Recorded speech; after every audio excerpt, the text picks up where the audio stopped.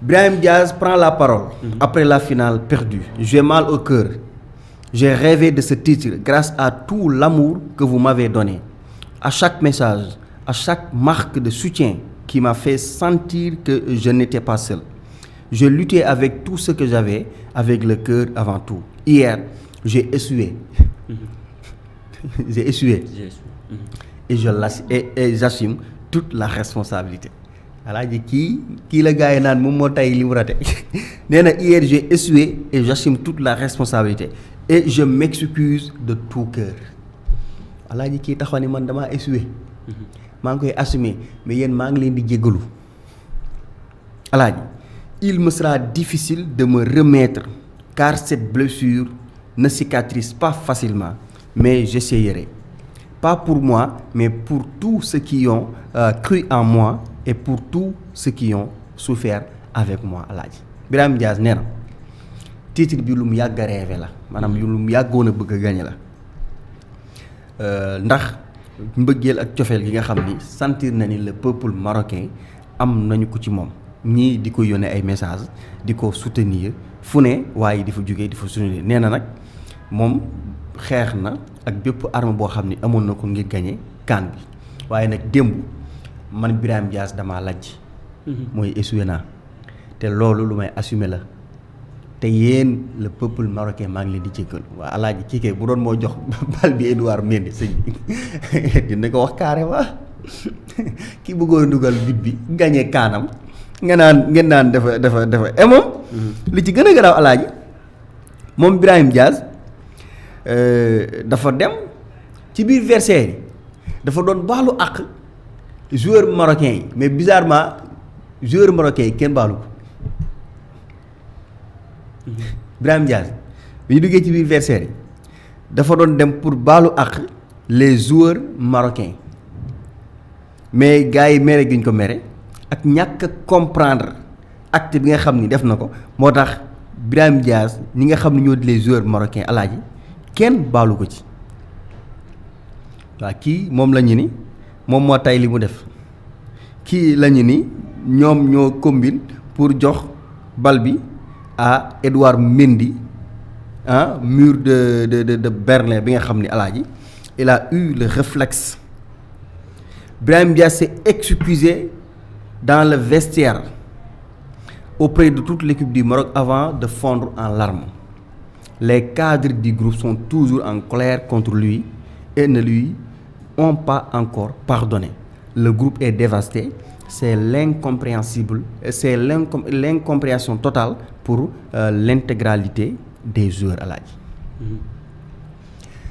nga xam ni joueurs marocains yi fi mu ne nii ba tey mënuñoo baal Brahim Diaz ci li nga xam ni def na ko parce que ñoom jàppoon nañu ni am nañ seen trophée deuxième trophée ba pare. Alaaji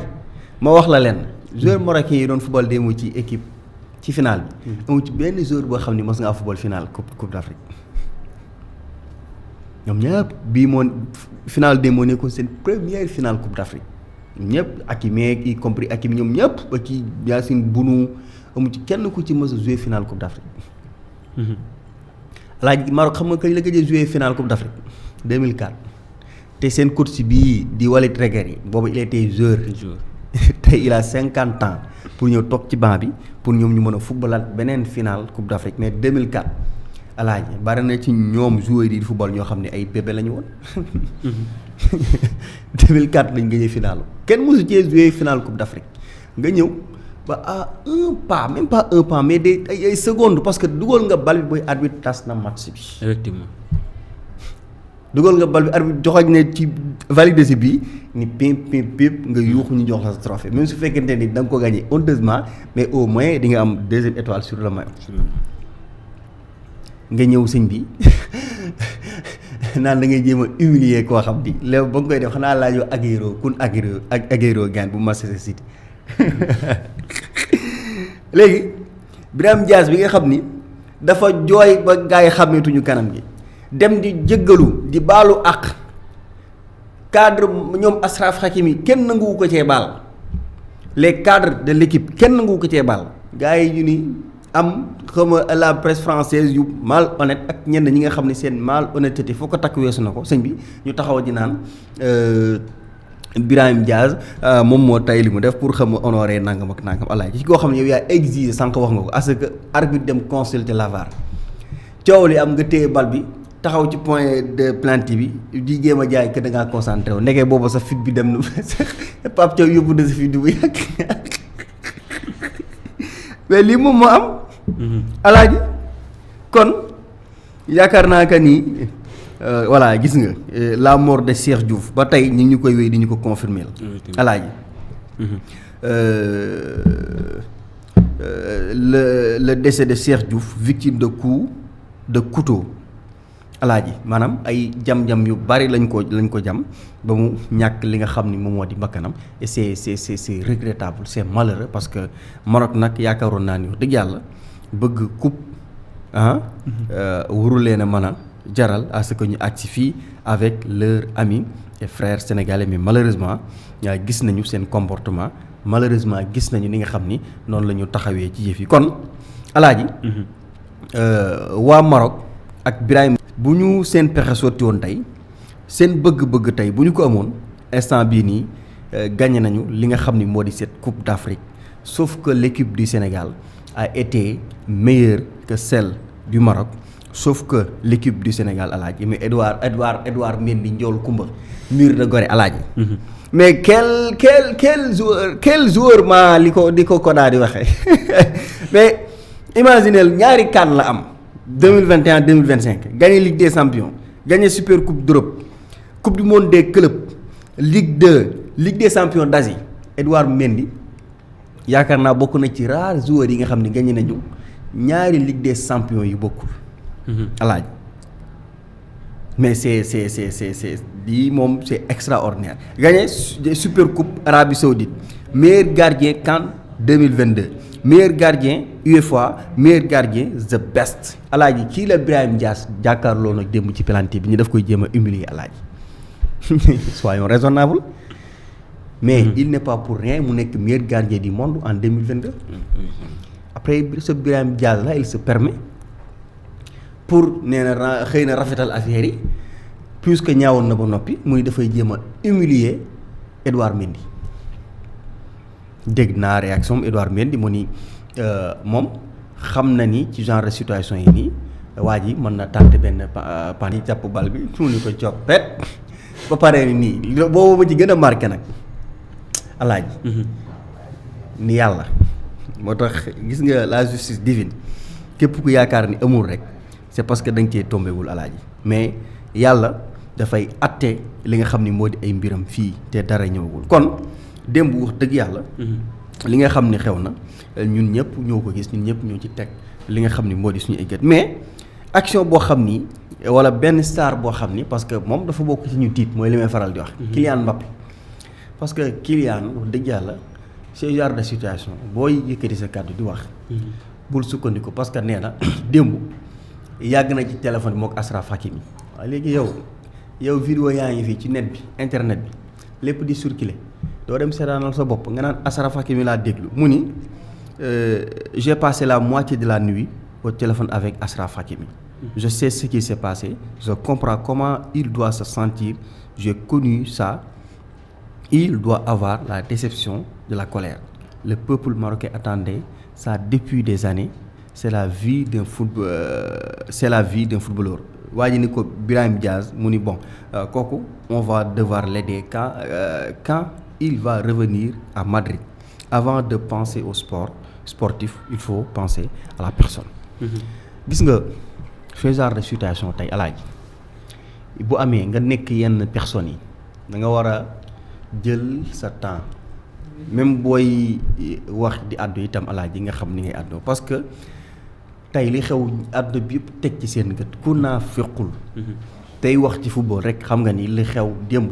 c'est scandaleux pour man képp kuy ñaawle di condamner war nga condamner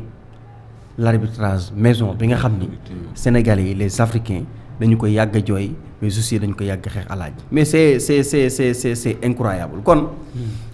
c'est une victoire très méritée on est fiers de nos lions alaaji Pape Thiaw ñu ngi koy féliciter encore une fois di ko wax ni ko na gën a dëgër parce que lii du dara na xam ne il a défendu fièrement et dignement son peuple te dañ ko rendre bu soobee yàlla kon loolu yaakaar naa que ni mi ngi gisuñ ginnaaw alaaji te mu nekkul am solo. am na solo ba tey dañuy desandi ci équipe bi rek wala final bi taxawaay bi nga xamante ni avant loolu ma ne avant problème bi taxawaay bi nga xamante ni Sadio Mané am na ko démb mu mel ni am na lu muy expliquer par rapport ak li nga xamante ni waxoon na ko la fois passée muy retraite am ñeel li nga xamante ni moo di Coupe d'Afrique ak taxawaay bi mu am démb. waaw Sadio wax dëgg yàlla nag parce que nag boo xoolee fan yee ci ginnaaw gars yi. sànni nañ ko fexeel li sauf que rek Mbaw moom am na dëgg ci suñu kaw malheureusement. parce que ci début CAN bi moom ñun ñi sax amul lu ñu ko yekkul fii wax dëgg yàlla mais il a su répondre sur le terrain. wane na que ni c'est un très grand joueur parce que non seulement moom moo ñu qualifié loo final alaaji. mais tey bu ñu gagné ce trophée itam mais nañ ko sant ah. parce que gars yi demoon nañ budee le terrain de. de par son leadership ak xëy na vision bi nga xam ne am na ko mais mu woo gars yi ak bëggoon a rafetal mu woo gars yi à ce que ñu dellu si et puis gis nga après li nga xam ne moom moo ci xew même l'action du but mais Sadio moom moo récupéré balle bi au milieu de terrain taajal ko gànn yokkal Pape Gueye puusaat bàyyi mu dem mais mu dugg xool yëpp féex. tey loolu moo ñu permettre à ce que ñu gagner ce trophée ah. kon taxawaayu Sadio wax dëgg yàlla taxawaay la bu am solo boo xam ni mënuñu def lu dul rafetlu ko am yaakaar ni itam xëy na li mu wax comme ni ko Pape Thiaw waxee instant bi Sadio joueur la boo xam ni moomatul boppam am nañu yaakaar ni parce que 2027 incha allah soriwul ah. bu jógee coupe du monde 2026 mais mën na participer peut-être ci CAN 2027 bi parce que 2026 ak 2027 am naa yaakaar ni mooy fam yenn baisse de niveau yi ba du mën nañoo participer à cette CAN parce que Sadio même bu fekkente ni sax alaaji mënatul football 90 minutes mais présence su Sadio rek alaaji mais leneen la présence su Sadio dans l'équipe nationale loolu apport bi li mën a apporter joueur yi ak booy yi nga xam ne ñi ngi soog a ñëw mais c'est autre chose kon loolu décision la boo xam ni même su fekkente ni moom il veut sortir par la grande porte parce que tous les grands joueurs yi nga xam ni xam nañu leen alaaji li ñuy wax mooy carrière kenn du ko ñit dañuy bu ñu demee fi ñu war a bàyyee dañuy bàyyi foofu sinon nag am na fooy toll foo xam ni parce que gars yi commencé woon nañ ko déjà ak moom di ko siffler di ko yuuxoo am ñoo xam ne sax commencé woon nañ ëppal di ko insulter ci une légende vivante bu toll ni Sadio Mané tey wane na encore une fois que une légende ne meurt jamais parce que nag dëgg yàlla encore une fois ñaari coupe d'Afrique la ñu jox alaaji. Effectivement. Sadio nous a donné 2 coupes d'Afrique mais Sadio c'est une légende vivante xoolal ba ñëw ci carrière Sadio Mané. moom boo gagné na la CAN ñaari coupe d'Afrique des Nations CAN 2021 ak 2025 nekk meilleur joueur de la CAN 2021 nekkaat ko 2025 ñaari yoon nekk gagné la Ligue des Champions gagné Super Coupe d'Europe gagné Premier League gagné Bundesliga gagné Coupe du monde des clubs gagné FA Cup gagné Ligue Cup nekk Ballon d'Or africain 2019 comme 2022 te incha allah 2025 bi am naa yaakaar dina ko donaat mu nekk un triple Ballon d'Or bu soobee yàlla. vu ses performances mais ñu ñëw ci aspect social li nga xam ni def na ko alaaji Sadio Mané génnee na 270 000 € pour la construction d'un lycée ci seen dëkk foofu di Bambali financer aussi la construction d'un hôpital et d'un stade moderne ba tey loolu même su fekkee dëkkam la ko def Sénégal la ko def kon muy contribuer ci développement au Sénégal alaaji yemu ci mu daal di distribuer ay enveloppe de 50 000 francs à chaque famille de son village mais c'est extraordinaire def don de 45 000 € pour combattre le coronavirus au Sénégal Sadio nag wax dëgg yàlla alaaji kenn amul maanaam ñun ñoo ko deseel mais fi mu ne nii deseelatuñu dara te fi mu ne nii Sadio porté na suñu équipe ba indil ñu ñaari coupe d'Afrique des Nations mais kii bu ñu ko joxul respect mais kan la ñu war a jox respect. alaaji kii bu nekkul légende kan moo war a nekk légende te Sadio nag bu ñu bëggee ñu respecter ko nous les Sénégalais ñun ñoo ko war a respecter ba pare. parce que performance yi palmarès bii nii mais ci côté football bi mais comme ci côté social mais c'est extraordinaire humainement Sadio pour man. wax dëgg yàlla il fera même un très bon président xam naa gars yi mën na ni kii moom mi ngi xaabaabal mais Sadio c'est non il est niveau de patriotisme am sëñ bi foo ko takk weesu na ko kii mënooy war ko bëgg réewam yam ci moom naan da ngay dëpp très sincèrement kon il mérite du respect moo tax démb li mu def bi mu ko defee man ma amoon yàqin ni noo kii li mu def nii mënu ko def ba pare yàlla di ko seetaan te dama seetaan benn influenceur français alaaji xam nga créateur de contenu mu toog ak suñu international sénégalais Pape Alassane Ndour xëy na Sénégal yi bari duñ ko xam mooy jamono bi ñuy critiquer Sadio Mané bu gars yi di critiquer dëgg Pape Alassane Ndour wax waa ji ni ko gis nga sa gaalaa Sadio Mané mu ni ko c'est un joueur boo xam ni il va finir très bien maanaam moom moo nar a nekk joueur bi nga xam ni ci anam gu mu gën a rafetee la nar a terminer sa carrière ma vidéo boobu ba ma ko seetaan yi dafa des sama mémoire te dama ko captiver ba léegi moo tax action démb bi mu amee lu ci bare bari sama xel ci vidéo man nag Alassane Ndour nag war nga ñoo wax yow kan nga doon yow alaaji parce que li nga gis nii Sénégal yi bari gis ñu ko woon jamono bi gars yi naan niveau am dafa faible niveau bi dafa wàcc Sadio nekkatu ci màgget na ci moment boobu la taxoon ni Sadio Mané mooy joueur bi nga xam ni nar na noppaloo ñu bari nar na rusloo ñu bari te moom moo nar en tout cas terminer sa carrière la plus belle des manières et aujourd'hui histoire jox na ko dëgg histoire lui a donné raison parce que bu ñu sukkandikoo ci Sadio Mané nee na bii moo nar a nekk sa dernière CAN alaaji mais il a terminé héroïque mais journée démb bi ñëpp xam na ni l'héros c'était Sadio Mané mais trophée bi ñu jox Achraf Hakimi le meilleur fair play waa CAF mais c'est que waa CAF nag ñoo mën a jël Donald Trump bu jox ko prix Nobel de la paix alaaji bu ñu jëlee prix fair play jox ko Achraf Hakimi bàyyi fi Sadio Mané warul bett kenn c'est la vérité alaaji kon même ci distinction yi mais Yacine Bounou d'accord il a été bon mais que dire d'Edouard Mendy pour man meilleur gardien du tournoi c'était Edouard Mendy Doudou mais xam naa ni gars yi dañ leen ko jox pour naxee leen ko consoler leen tuuti puisque la défaite était très amère pour eux parce que amul yaakaar cette génération marocaine soulever li nga xam ne moom moo di seen trophée am deuxième étoile sur le maillot mais malheureusement alaaji Sénégal dafa ñëw këpp li nga xam ne moo di seen yoolaat moo tax ñoom moom alaaji France duñu mës a fàtte Kolo Muani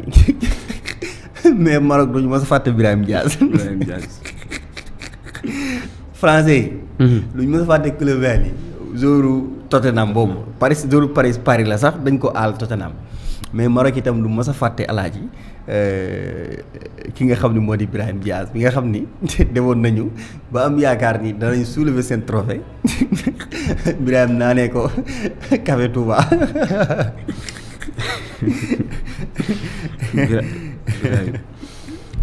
muy noonu dañuy dem ci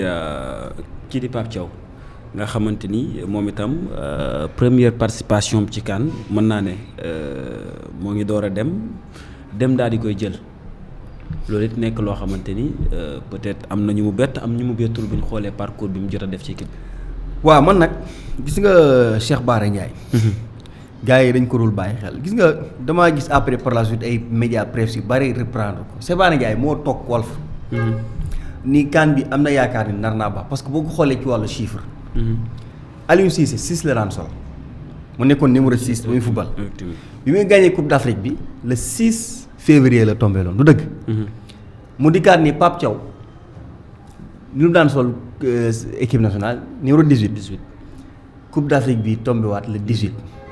mu ni kon am naa yaakaar ni mën naa baax presse bi au lieu bu ñu ko reprendre sëñ bi moo tax gis nga Sénégal la moo tax ñu iñaan yow neel Cheikh Bara Ndiaye def na lii ak lii ak lii. mais ñu naan xamalan sii xamalan kiiwee sii.